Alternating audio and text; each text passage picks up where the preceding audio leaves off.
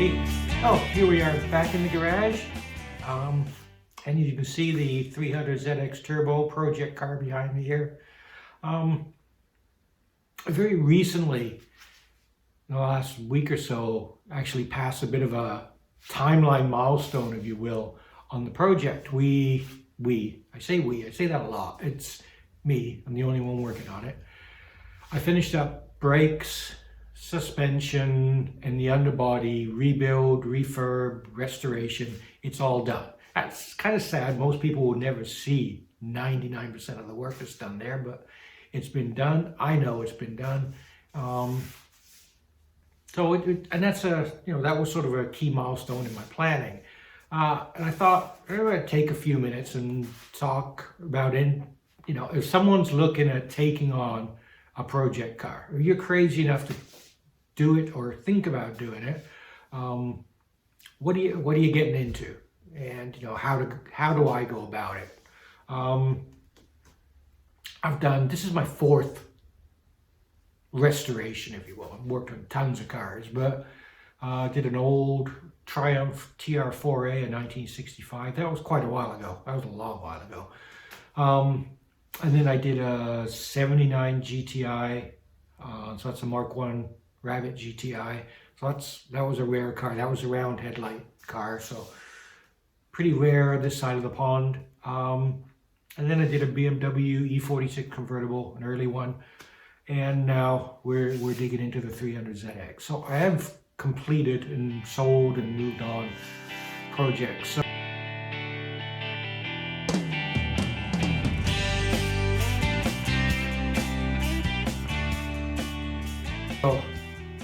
I thought, I'd give from my point of view, how I manage or coordinate a project. There are literally thousands and thousands of little jobs that you have to do to work on one of these things. And if you just sort of stand back and look at it, the whole thing is very daunting. So you see a lot of project cars show up on Marketplace or Craigslist, and they're partly done or they're torn apart, and then they're sold, or they started them 2 years ago and they didn't get any further. And I think that there's a few reasons for that, for sure. Budget, time, your skill set, competence, if you will, to do that kind of work, and then a plan, a coordinated plan to get the work done. So I would say, if you look at budget as the first one, figure a whole lot more than whatever you calculate out it's going to cost you. I mean, I looked at this car. I knew I was going to need, new brakes and suspension stuff, new shocks and, springs. And you go through and you check on, wherever, either the specialty websites or Rock Auto or whatever, Summit Racing, wherever you're shopping. And you look at the price and you sort of add it all up and add some contingency. But, unless you live, next door to Rock Auto, you're going to have to pay shipping as well. And some of the shipping charges are as much as the part. And I've found that already. Like, I've spent a lot more already just getting the brakes and suspension done than I had ever thought. And then the other one is what I would call shop supplies.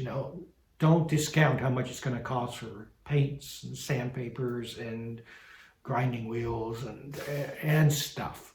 You just go to the store. I mean, a rattle can of paint's $20 some odd. You go to the paint store, the automotive paint store, and you're going to spend a lot of money buying clear coat or base coat or whatever. So, don't figure, look at your budget, probably double it. It's probably the easiest way to do it, and then you're going to be close. All right, number two is time. I'm fortunate. I've retired. I'm a retired automotive engineer, and I have lots of time come down in the garage here and tinker. And I come down most days and I'll spend a few hours tinkering on the car. And I don't work late into the night. I don't start at the crack of dawn, but I work on it most days. And even then, it still takes quite a while to get it done. So if you're figuring you're just going to work on it on evenings and weekends after the kids have gone to bed, and that project's probably going to drag out, and then there'll be a point where most people just get frustrated and the wife just wants it gone, and yeah, and that's the end of the project. So, you know, I mean, plan on that. You're going to have to invest time if you want to actually get it done. The third thing was competence, your ability, your skill set. I mean, we all watch those shows on TV, Motor Trend Television or Velocity or Discovery or whatever. And, you know, in 1 hour, they completely restore a car where you could see through the floorboards and there was no motor. It's not that easy. And, you know, if you're planning on doing it yourself, that's always how I sort of pride myself in doing it, is I do it myself, I teach myself, I learn, and I don't go out to do it because I can't.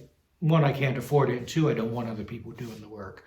But if you're going to do it yourself, you're going to have some skills, some tools, things like that. And everyone's going to have the areas that they're strong at and areas they're not. I mean, for me, my weak spot is electronics, electrical side. I dislike it immensely. I hate chasing out electrical problems. Don't understand it well enough, and you know, it's just a source of frustration for me. But you have to acknowledge that, I think, but you have to have some skills to get into this, or you're just going to get frustrated or not finish it the way you want it finished. And then, you know, as well as like understanding exactly on the skill set, what you actually want out of it. You know, are you actually trying to build a concours show car, or you want something that's going to run and drive and you're happy with it being a driver that looks good from 20 feet away? You know, I mean, you have to come to terms with that yourself. And then the last item 4, was the plan. You know, how do you plan it out? And for me, and this is, you know, according to an amateur here, I've divided this up into 4 big chunks, if you will. Brakes and suspension. So that's all the stuff that I literally just wrapped up. So that's my milestone. The second one is the engine. So that's, you know, and that can be engine, transmission, diff, whatever. That's the mechanical side. For me, number 3 is the interior, which is a very big one on this because it's tired. And then number 4 is the exterior. So those are the 4 ones. And then within each of those, you know, you try and break it down, because it's still, like you say, oh, I'm going to do the brakes and suspension. You pull a wheel off and you get it and go, oh my, you know, what a mess. So take one corner at a time. And then you just look at the little victories. I have the brakes apart. I have the brakes painted. I have the control arms out, you know, and you look at those little achievements, and that's a step in the right direction. And you just keep going. If you're working on the front brakes and you're thinking about the rear control arms, it all becomes very daunting. So that's what I try and do. Okay, so like I said at the beginning here, brake suspension are done, just starting up under the hood here. So, you know, that's what she looks like. The front of the engine's all apart there. We're doing all that, the front end stuff. You know, got all the parts here. But a couple of tips, if you will. 1, bag it and tag it. You'll see here all these, you know, yes, maybe that's clear what it is, but everything is bagged and tagged. So I bag it and tag it because you're going to forget where the fasteners go. You're going to get them mixed up. They all look sort of the same, and then you're going to be sitting there going, which length do I use here? I can use either one from 2 different parts or 2 different assemblies. So that's why I try and bag everything, make sure I got it labeled, and clearly know how to put it back together again, because you will forget. And what you think is, oh, I'll be putting that together tomorrow, doesn't work out. And then it's 2 weeks down the road before you come back to it. And then it's like you've taken 3 other things apart, and it gets all messed up. Other thing I do, I make lists. Here's one. This is for working on the engine. So I just itemize out what it is I want to do. And this sort of covers all the key points to doing the front end of this engine. Obviously, it just sort of says clean up this or paint that or whatever. So, you know, whether we're sanding and degreasing and clear coating, whatever. But it gives me all the key things I have to get done there. So it sort of, in my mind, organizes what I'm going to do. And I try and do it in a bit of an order. So, you know, that order makes some sense. So, I mean, again, everybody's different, but for me, that's how I organize one of these projects so it doesn't become overwhelming. So, you know, and another consideration is, and I touched on it, I think, a few minutes ago, is what you're trying to achieve, you know, just how good a job are you trying to do? Are you just, you know, putting in new parts so you can make it a daily driver or a 3-season car? Are you building it so it's restored, which what I'm doing? Are you trying to make a show car out of it? Are you, you know, a trailer queen? And, you know, I find you do have to sort of remind yourself what it is you're working on. Or I do it myself all the time, is I get this sort of project creep, if you will. So you start out going, yeah, we're just going to clean that up and paint that. And then before I know it, I'm taking all these things apart because, well, I can get in behind them and clean something better. You know, like, should I drop the differential so I can clean everything up underneath it and be up behind it? And that's like, well, no, this is, you know, planned to be a nice 3-season car. This is not a concours show car.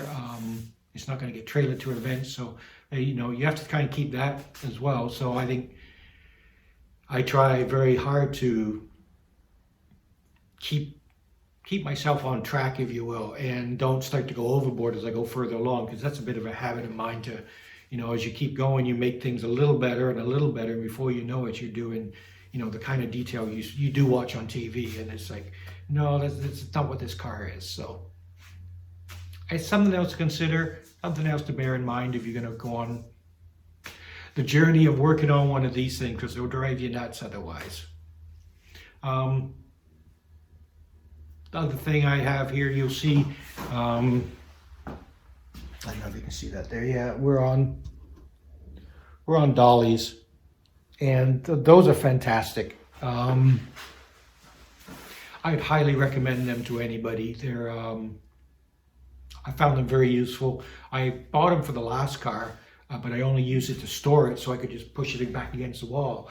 This car has been on it since the day I drove it back here, and they're awesome for spinning it around and accessing it. And, you know, unless you have a dedicated workshop, I mean, I still use this as a garage. We still bring my wife's car in here most every night. So it needs to be able to move around so I can work on both sides, but still go back and out of the way. So anyway, I'd highly recommend them.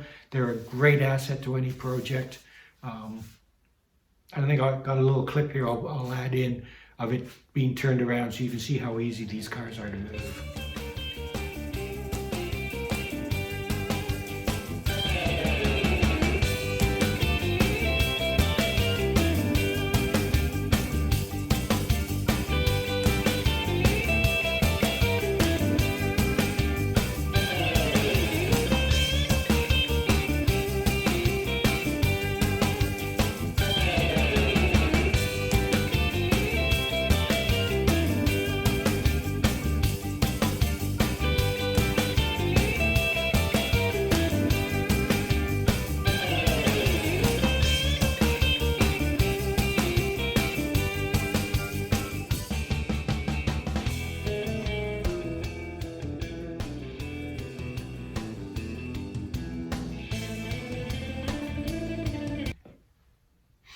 All right, that's more than enough of me waffling on here.